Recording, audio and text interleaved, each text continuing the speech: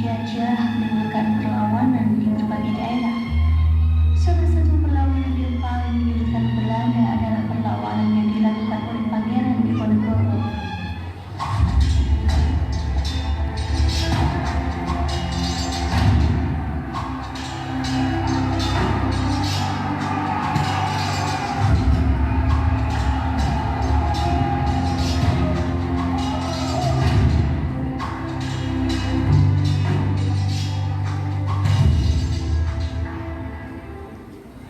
Kamu jangan banyak omong. Kamu Diponegoro tak akan pernah menang melawan Hei Londo, kamu jangan sombong. Saya punya teman sangat sakti. Kamu pasti kalah melawannya. Masa kamu coba panggil dia, kami tidak takut.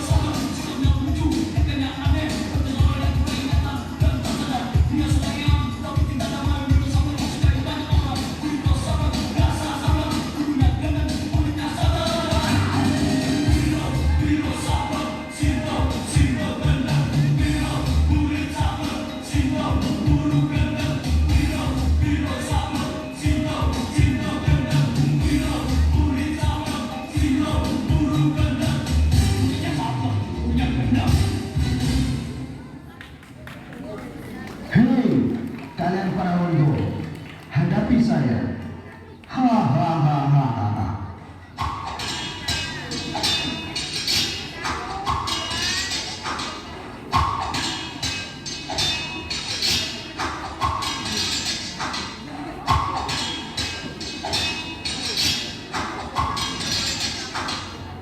Perang Diponegoro berlangsung dari tahun 1825 hingga tahun 1830. Belanda sangat kewalahan menghadapi perang ini, dan akhirnya mereka mengajak Pangeran Diponegoro untuk berunding. Tiba-tiba datanglah utusan Belanda. Hei Londo, ngapain kamu kesini? Saya kesini utusan dari tuan saya untuk memberikan surat ini kepadamu. Surat apa itu? Mana saya tahu, saya hanya utusan saja. Silahkan dibaca sendiri. Saya pamit. Bro Dipo, sudah terlalu lama kita berperang. Bagaimana kalau kita mau berperang sambil berunding di kopi langgar, tapi tanpa membawa pasukan? Pasukan! Siap! Aku akan pergi menemui Belanda. Aku akan berunding. Jangan Tuan, ini terlalu berbahaya. Kami akan mendampingi Tuan. Tidak perlu. Aku diminta untuk menemui Belanda secara pribadi. Tuan yakin ingin pergi sendiri? Aku yakin aku pasti bisa menjaga diriku. Doakan perundingan ini berhasil. Diponegoro dengan gagah berani berangkat sendiri untuk menemui Belanda. Namun, apa yang terjadi? Mari kita saksikan kelanjutan kisahnya. Assalamualaikum, Dir. Hei Dipo, waalaikumsalam. Mari masuk ke sini. Kamu Dipo, silakan duduk dan mari berbicara tentang masalah ini. Apa kamu membawa pasukan? Tidak, Londo. Aku datang sendiri, sesuai dengan yang kami mau. Oh, good. Good. Kamu memang orang yang berani, Tiko. Mari kita langsung berbicara, tidak perlu panjang dan lebar. Aku ingin kalian semua pergi dari tempat. Rakyatku sudah sangat sengsara dengan kehadiran kalian. And sebentar, jika kami pergi dari sini, lalu apa yang akan kami dapatkan? Apa yang kamu inginkan? Yang aku inginkan, gampang. Pasukan! Apa-apaan kamu Munir? Kamu sudah menjebakku.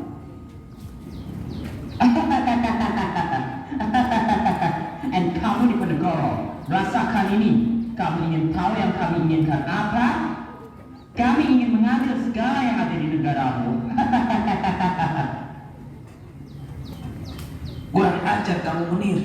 Rawi rantas, malang turun malam. Tuntas gak tuntas, kudu tetep turun gunung. Pangeran Diponegoro ditangkap Belanda dan diasingkan ke Manado. Kemudian dipindahkan ke Makassar sampai wafat. Begitu juga di daerah lain, semua perlawanan dapat dikalahkan dengan mudah, dapat diredam dan ditumpas oleh pasukan Belanda karena rakyat mudah dipecah belah dan bersifat kedaerahan. Setelah itu muncul gerakan-gerakan dari para pemuda yang berjuang secara diplomatis. Salah satunya dipelopori oleh Dr. Sutomo. Teman-teman, berjuang itu tak harus berperang. Terus bagaimana kakak? Bisa dengan organisasi, pendidikan. Dengan begitu, kita bisa mengangkat harkat dan martabat bangsa ini. Cocok omku, masuk baiklah. Apa nama organisasinya? Bagaimana kalau Budi Doremi Dharma? Setuju? Izinkan ku lukis senja, mengukir namamu di sana, dengan kamu bercerita, menangis tertawa. Biar ku lukis malam, bawa kamu bintang-bintang, pelangimu yang terluka, hingga kau bahagia.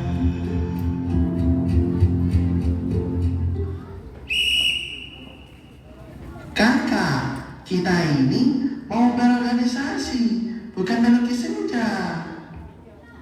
Ahai, bagaimana kalau kita namakan Budi Utomo? Budi berarti baik, Utomo berarti utama. Dengan demikian, Budi Utomo berarti budi pekerti yang baik. Saya setuju. Baiklah, hari ini kita tetapkan sebagai berdirinya organisasi Budi Utomo. Lahirnya organisasi Budi Utomo menjadi tonggak utama dalam arah perjuangan bangsa Indonesia dan gerakan kaum muda terpelajar. Namun, tidak semua rakyat pada masa itu mendapatkan hak yang setara. Salah satunya di bidang pendidikan.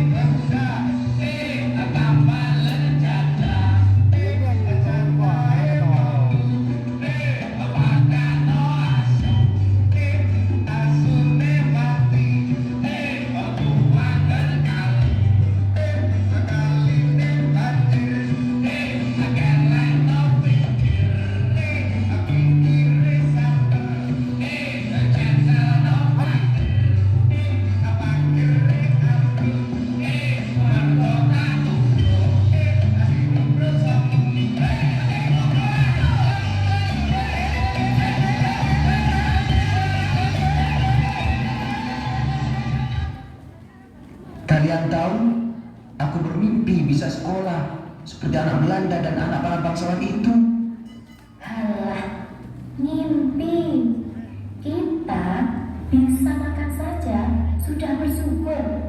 Buat apa kau sekolah tinggi-tinggi? Wong nanti akhirnya juga cuma di dapur. Hei, ngawur aja kamu. Kalau kita sekolah, apalagi sampai perguruan tinggi, nanti bisa daftar P3K atau CPNS. Syukur-syukur bisa jadi pengawas atau korwil seperti Pak Tamir dan Abah Fir. Sudah, jangan dekat. Budi ada benarnya nih. Apa kalian tidak ingat bagaimana Belanda dan para bangsawan memperlakukan kita? Kita memang miskin, tidak punya apa-apa nih. Tapi dengan mimpi itulah kita bisa hidup. Orang seperti kita akan mati jika tanpa mimpi-mimpi. Seperti lagunya Bung Niji.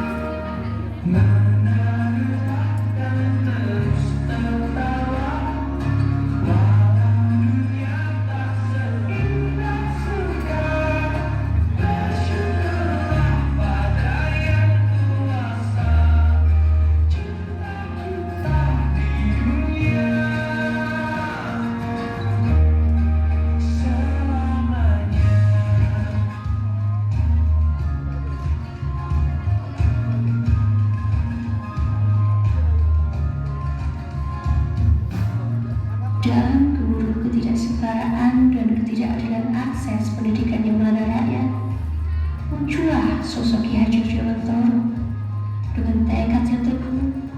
Beliau membangun pendidikan taman siswa sebagai pengejuan tahan dari semangat keadilan. Semangat Enggar Suntulodo yang mengajarkan untuk mengambil teladan dari lingkungan sekitar, memandu langkah-langkah perubahan. Enggarjo Karso memberi dorongan bagi setiap individu untuk mengembangkan potensi mereka secara penuh, tanpa dibatasi oleh latar belakang atau status sosial. Ketua Kemuri Handayani menjadi pilar utama, mengajarkan tentang pentingnya gotong royong dan saling membantu dalam menghadapi berbagai rintangan. Parmi, kita sekarang bisa sekolah, Parmi. Ingat Bu, alhamdulillah ada kesempatan bisa jadi ASN Bu. Iya, Parmi, punya kesempatan bisa jadi seperti Pak Tamir. Yeay.